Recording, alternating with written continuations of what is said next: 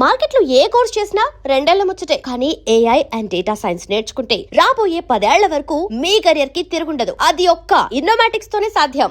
Hi, welcome to I dream తెర వెనుక కథల కార్యక్రమానికి స్వాగతం. తెలుగు సినిమా పరిశ్రమలో హాస్యం అంటే ముందుగా గుర్తొచ్చేది బ్రహ్మానందం గారి పేరు. ఎంతమంది కమెడియన్స్ ఉన్నా వారందరిలో కల్లా బ్రహ్మానందం గారి స్థానం ఎప్పటికీ ప్రత్యేకం.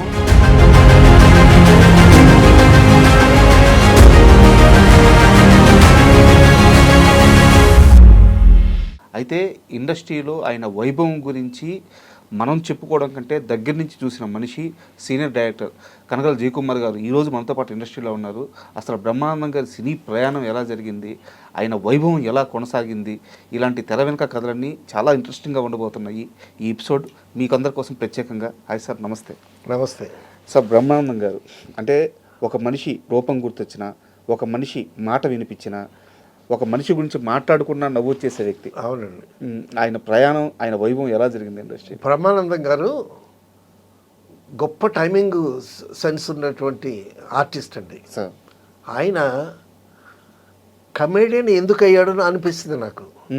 ఎందుకంటే ఆయన చాలా చదువుకున్నవాడు, తెలుగు సాహిత్యం మీద చాలా పట్టున్నవాడు. సార్, తెలుగు సాహిత్యం గురించి మాట్లాడితే అనర్గళంగా మాట్లాడతాడు. పోతన భాగవతంలో పద్యాలు అనర్గళంగా చదువుతాడు.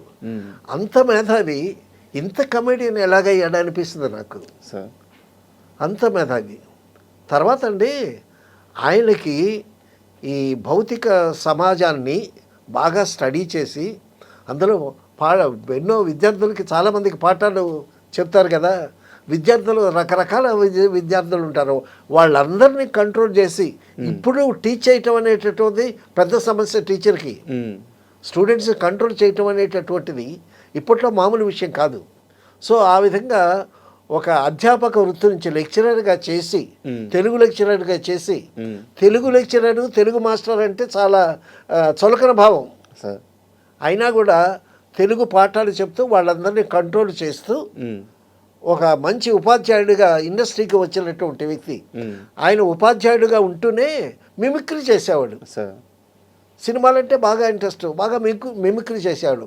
ఆ మిమిక్రీ టాలెంట్తోనే వచ్చాడు ఆయన. జంజాల గారి పరిచయం ఎలా జరిగింది సార్? జంజాల గారి దగ్గరికి అక్కడ మొట్టమొదట అదే చిరంజీవి గారిని ఆయన ప్రసన్నం చేసుకోవటం, ఆ మిమిక్రీతోనే ప్రసన్నం చేసుకున్నాడు. చిరంజీవి గారు షూటింగ్ చుట్టానికి వచ్చాడంట.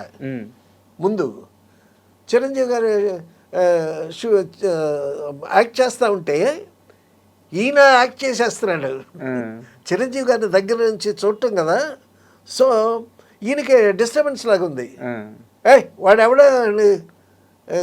కంటికి ఎదురుగా డిస్టర్బ్ చేస్తున్నాడు, అది దాన్ని విసుక్కున్నాడు ఆయన. అలా విసుక్కున్నటువంటి చిరంజీవి గారు తర్వాత గ్యాప్లో అతన్ని పిలిచి, సార్ నేను ఆర్టిస్ట్ అండి, నేను మిమిక్రీ చేస్తానండి, అది ఇదనంటే, ఏది చెయ్యి మిమిక్రీ చేయండి అంటే మిమిక్రీ చేశాడు. మిమిక్రీ చేసేసరికి అమ్మో వీడి దగ్గర స్పార్క్ ఉందని ఈయన గమనించాడు. గమనించి చిరంజీవి గారిని పట్టుకుంటే మనకి బాగుంటుందని ఆ చిరంజీవి గారిని ఫాలో అయ్యాడు. చిరంజీవి గారి ఖాళీ సమయాల్లో గ్యాప్స్లో ఇతని చేత మిమిక్రీ చేయించుకొని ఎంటర్టైన్ చేయించుకొని ఆ విధంగా చిరంజీవి గారి ఆశ్రయం బాగా సంపాదించాడు. చిరంజీవి గారిని ఒక విధంగా చెప్పాలంటే ఒక పట్టు పరిశ్రమ, సినిమాలో ఉండాల్సినటువంటి పట్టు పరిశ్రమ, ఆ పరిశ్రమ బాగా బ్రహ్మానందం గారు చేశారు. చిరంజీవి గారు కూడా ఆయన్ని ఎంకరేజ్ చేశాడు. సో పెద్ద కమెడియన్ అయిపోయి పెద్ద రికార్డు మేల్ కమెడియన్స్లో దగ్గర 1000 సినిమాలు చేశాడు ఆయన బ్రహ్మానందం గారు. మేల్ కమెడియన్స్లో రికార్డు అది. ఫిమేల్ కమెడియన్స్లో రికార్డు రమాప్రభ 1200 సినిమాలు చేసింది. ఆ రికార్డు ఎవరు బ్రేక్ చేయలేరు. ఆ రికార్డు ఇంకా ఉంది మదనపల్లి దగ్గర, రమాప్రభ గారు. సో ఆ విధంగా చాలా గొప్ప కమెడియన్ అయిపోయాడు. కామెడీ సామ్రాజ్యాన్ని రూల్ చేస్తున్నాడు ఆయన బ్రహ్మానందం గారు. అటువంటి పరిస్థితుల్లో నేను ఈవీవి సత్యనారాయణ గారి దగ్గర తాళి సినిమా చేశాను. తర్వాత మామిడాకులు సినిమా చేశాను నేను.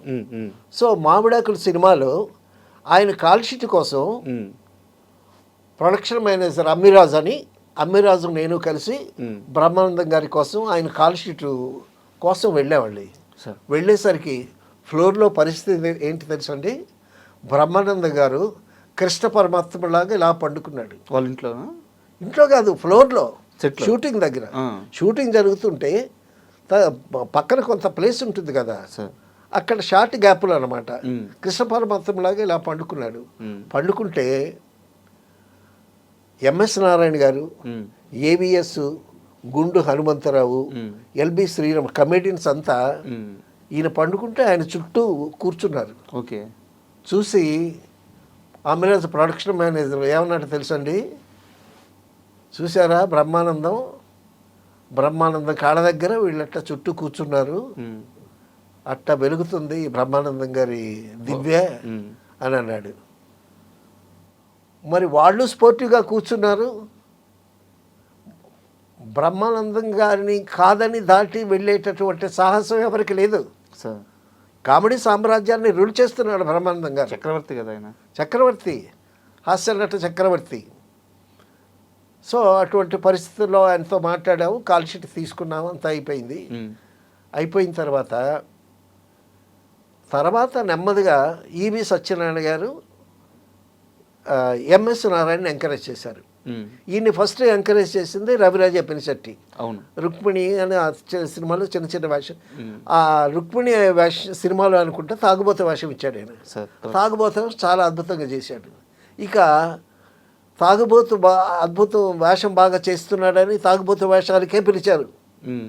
అయితే బ్రహ్మానందం గారి గురించి నేను మామిడాకుల కాల్ షీట్ తీసుకొచ్చాను కదా, మ్మ్. సో షూటింగ్ అంతా రెడీ చేసుకున్నామండి. నేను ఒక ఆర్టిస్ట్ని రెడీ చేశాను. మ్మ్. ఒక ఆర్టిస్ట్ని రెడీ చేస్తే ఈవి సత్యనారాయణ గారు వచ్చారు. ఈవి సత్యనారాయణ గారి కారులోనే బ్రహ్మానందం గారు వచ్చాడు. ఓకే. ఇక్కడ ఒక వేషం ఉందని అదే ఆయనకి ఇన్ఫర్మేషన్ మరి ఎలా తెలిసిందో బ్రహ్మానందం గారికి. మ్మ్. ఆయన ఈవివి సత్యనారాయణ గారు బ్రహ్మానందం గారు కారులో దిగారు. మ్మ్. కారులో దిగంగానే నన్ను జయకుమార్ అని పిలిచాడు ఈవి గారు. మ్మ్. దగ్గరికి వెళ్ళాను. పలానా వేషం ఉంది కదా, మ్మ్. అది మీసాల భాస్కర్ చేత వేయించు మ్మ్. అని అన్నాడు. మీసాల భాస్కర్ అని తెనాలి, ఓకే. అతనేమో బ్రహ్మానందం గారిని నాకు వేషాలు ఇప్పించమని బతిలాడుతున్నాడు. ఓకే. సో బ్రహ్మానందం గారిని తీసుకెళ్ళి తెనలో బ్రహ్మంగా సన్మానం చేశాడు. అతని అభిమానం చూరుకున్నాడు. ఆయన ద్వారా వేషాలు సంపాదించడం కోసం ఈ విధంగా అనమాట. మ్మ్.